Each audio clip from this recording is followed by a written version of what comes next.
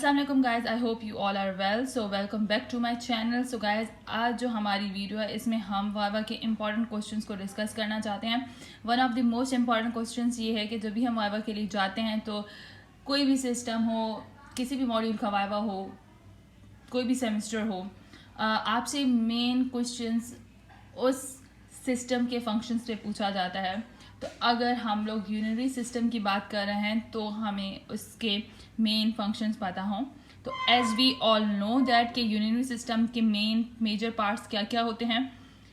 As we know that के जो यूनिनरी system है उसके अंदर हमारे पास pair of kidney, ureters, urinary bladder और यूरिथ्रा जो है वो मेन उसके फंक्शनल पार्ट्स हैं.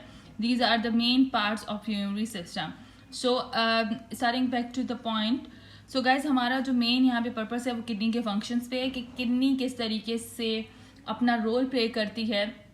Regulation of the blood pressure, regulation of the acid base balance और कौन कौन से ऐसे मेन फंक्शंस हैं जो किडनी परफॉर्म करती है. और ये वाइवा में भी हमसे क्वेश्चन किया जा सकता है. और चाहे एनिमल्स हों, चाहे फाइनल्स हों या मॉड्यूल टेस्ट हो, जो भी हो ये फंक्शन ये सवाल तो ज़रूर हो सकता है हमसे. सो गाइज, हमारे पास मेन फंक्शन है. तो याद रखिएगा कि किडनी का जब भी आपके माइंड में आप इंटरमीडिएट लेवल तक हो या आप स्कूल लेवल हो आपका या आप 7th 8th क्लास में आपको बताया जाता है कि किडनी का जो मेन फंक्शन है वो एक्सक्रीशन है. एक्सक्रीशन होता क्या है? एक्सक्रीशन बेसिकली एक्सक्रीशन जो वर्ड है उसका मतलब है कि हमारी बॉडी में से जो भी हमारी बॉडी के एंड प्रोडक्ट्स होते हैं, लाइक जो हमारी बॉडी के लिए टॉक्सिक होते हैं, उनका बॉडी से जो है एक्सपेल आउट होना, उसे हम लोग एक्सक्रीशन कहते हैं. ठीक है. अब एक्सक्रीशन का फंक्शन हमारी बॉडी के अंदर दूसरे ऑर्गन्स भी होते हैं, वेरियस सिस्टम्स भी होते हैं जो हमारे अंदर जो है एक्सक्रीशन का प्रोसेस करते हैं एक ह्यूमन बींग्स के अंदर. लाइक हमारी स्किन है, उसके थ्रू जो है वो एक्स्ट्रा अमाउंट्स ऑफ वाटर जो है वो स्वेटिंग के प्रोसेस के जरिए एक्सक्रीट आउट होता है. इस तरीके से अगर हम लोग लंग्स की बात करें तो लंग्स के थ्रू जब हमारी रेस्पिरेशन होती है तो उसके थ्रू भी एवापोरेशन का प्रोसेस के थ्रू जो एक्सेस अमाउंट ऑफ वाटर है वो हमारी बॉडी से जो है एक्सक्रीट आउट होता है. इस तरीके से अगर हम लोग बात करें लंग्स की बात होगी उसके तरीके, इसके अलावा जो भी एक्सेस अमाउंट ऑफ जो हमारे पास एक्सेस अमाउंट ऑफ जो भी हमारे अनवांटेड सब्सटेंसेज होते हैं वो फीसिस के जरिए, फीकल मटेरियल के जरिए हमारी बॉडी से एक्सक्रीट आउट हो जाते हैं. सो गाइस, लंग्स हो गए या हमारी स्किन हो गई, ठीक है, ये सारे जो प्रोसेसेस हैं इनके ज़रिए से हमारे यहाँ पे डाइजेस्टिव सिस्टम के थ्रू, ठीक है, या लिवर के ज़रूर, लिवर का भी बेस्ट इंपॉर्टेंट काम ये होता है कि हमारी बॉडी के जो भी टॉक्सिक मटेरियल्स होते हैं उनको, जैसे ड्रग्स हो गई फॉर एग्जांपल, हम ड्रग्स इनटेक करते हैं तो उसे डिटॉक्सिफाई करके और हमारी बॉडी से जो है बाइल के ज़रिए फिर उसके बाद फीकल मटेरियल में सारा कुछ एक्सक्रीट आउट करवाते हैं. तो अब अगर लिवर का सिस्टम हो गया या डाइजेस्टिव सिस्टम हो गया या लंग्स हो गए, स्किन हो गया, इन सब का काम है हमारी बॉडी में, ये बहुत इंपॉर्टेंट रोल प्ले करते हैं excretion of the waste products हमारी बॉडी से एक्सक्रीट आउट करवाने में.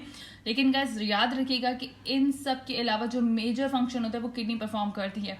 किडनी बहुत सारे फंक्शंस जो है परफॉर्म करती है हमारी बॉडी से एक्सक्रीट आउट करवाने में, जो भी वेस्ट प्रोडक्ट्स होते हैं, जो भी टॉक्सिक प्रोडक्ट्स होते हैं, ताकि हमारी बॉडी का जो होम्योस्टेसिस लेवल है वो जो है मेंटेन रह सके. उसका मेंटेन होना बहुत ज़रूरी है क्योंकि इन्वायरमेंटल इफेक्ट हमारी बॉडी पे बहुत इफेक्ट करते हैं. इसलिए हमारा इंटरनल बॉडी जो इन्वायरमेंट है उसको मेंटेन करने में किडनी एक हेल्पफुल रोल प्ले करती है.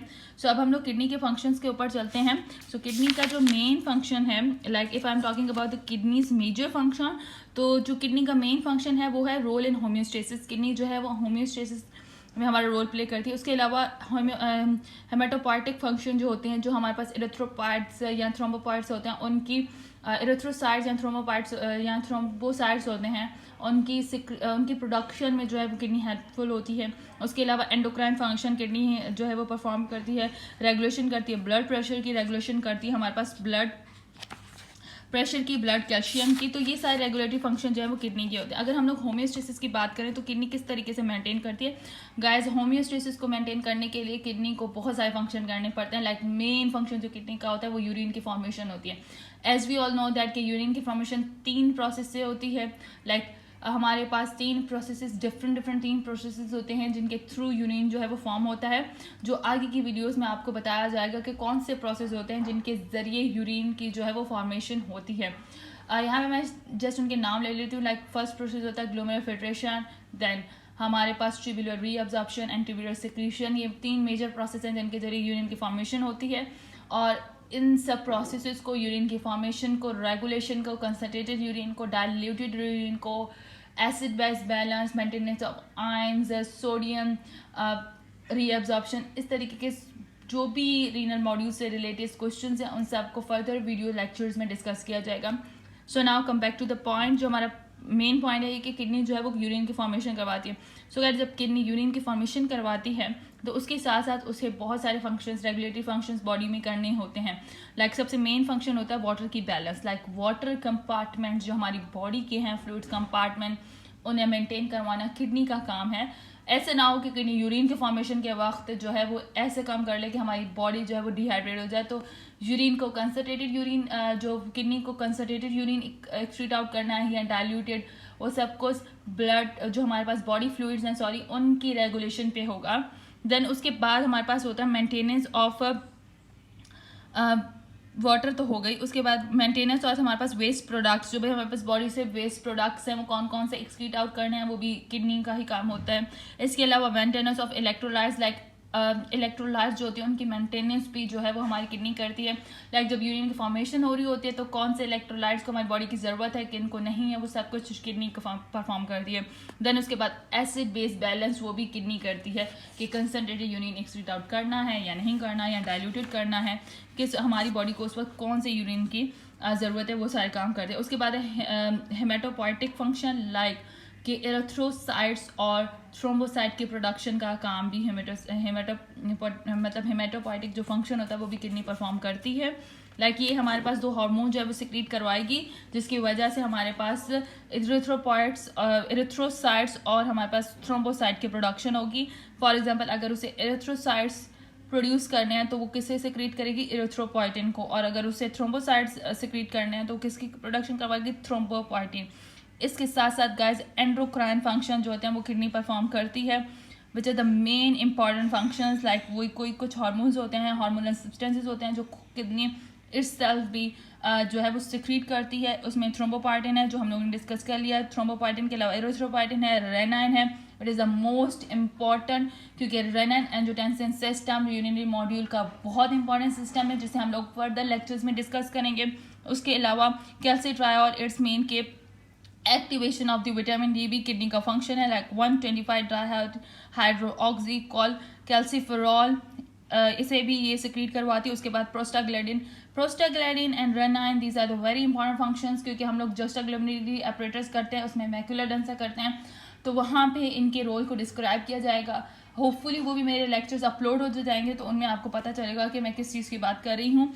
देन जो हमारा दूसरा फंक्शन होता है वो है regulation of blood pressure, which is the most important function of the kidney. One of the main function of the kidney जो है regulation of the blood pressure. Like kidney जो है वो हमारे पास ब्लड प्रेशर को रेगुलेट करती है but 2 processes, ये लॉन्ग टर्म प्रोसेसेस होते हैं. सबसे पहले वो रेगुलेशन करेगी volume of the ECF volume को, मतलब bye regulating the volume of ECF compartment के वॉल्यूम को रेगुलेट करके हमारे पास मेंटेन कर सकते हैं blood pressure. Then the second one is the through renin-angiotensin mechanism, जो मैंने आपसे डिस्कस किया है. renin-angiotensin mechanism, it is the most important part of this urinary system. I feel like that कि ये न्यू लेक्चर जो आएंगे उनके अंदर आपको बताया जाएगा कि कौन सा सिस्टम है, क्योंकि ये रेगुलेशन मतलब ब्लड प्रेशर को रेगुलेट करना बॉडी के लिए बहुत ज़रूरी है और ये किडनी परफॉर्म करती है. Then regulation of the blood calcium level. So blood calcium level को भी कौन रेगुलेट करवाते हैं, हमारे पास जो है वो किडनी रेगुलेट करवाती है by activating 125 dihydroxycholecalciferol. Vitamin D में उसे फिर कन्वर्ट करवाती है और ये नेसेसरी फंक्शन होता है फॉर द कैल्शियम के एब्जॉर्प्शन के लिए, बोन्स को स्ट्रॉन्ग करने के लिए.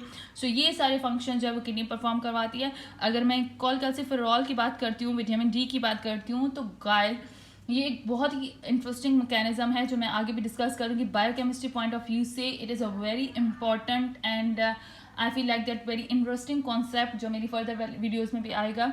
सो गाइज आई होप कि अब आपको समझ आ गया होगा किडनी के कौन कौन से फंक्शंस हैं और कौन कौन से मेन फंक्शंस हैं. वाइवा में जब भी आपसे पूछें तो आप इन फंक्शंस को बता सकते हैं.